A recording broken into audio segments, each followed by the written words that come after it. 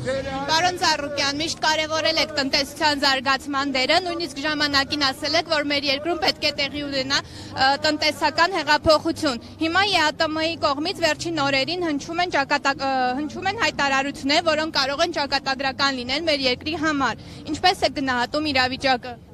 Արդեն ճակատագրական է, դա բոլորս էլ տեսնում ենք, նրանք այնքան խոսեցին, որ խաղաղություն ենք բերել, այլ դրտեցին, որ այսօր տնտեսական ճգնաժամ է Ռուսաստանից ստեղծված, իսկ տնտեսությունը դա երկիր պահողն է, ժողովրդի կիրակրողն է,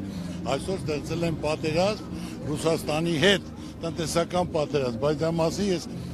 2 ամիս ասում եմ, որ նրանք ասում են մեր բարեկամներն են հայ ժողովուրդը, եկեք խոսենք, կազմակերպենք Եվ այսօր բոլորը արդեն տագնապի մեջ,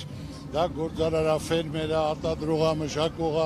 որ այսօր հույսով, հավատով վարկեր է վերցրել, պատրաստել է, որ պետք է կարողանա վարկը տա, աշխատավարձ տա, իսկ այսօր ապրանքը մնացել է, վաճառք չկա, չգիտի ինչ անի, ամեն ինչը կորցնում է։ Իսկ այսօր իրանք ասում են, որ մենք ունենք այլ ընտրանք նրանք չեն կարող ունենան, հիմա կտեսնենք։ 10 տարում նրանք այլ ընտրանք չեն կարող ստեղծել, որը դա տնտեսությունը զարգացնելը, շուկա ձեռք բերելը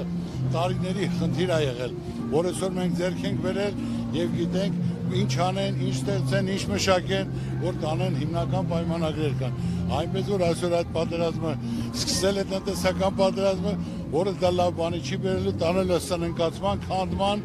հավիրման, բայց էլի ուշ չի, ես նորից եմ ասում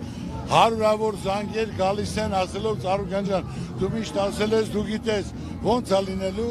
ես ասել եմ, որ միանհանգստացեք, չլուծվող խնդիր չկա, երբ որ դուք ինձ հնարավորություն տաք,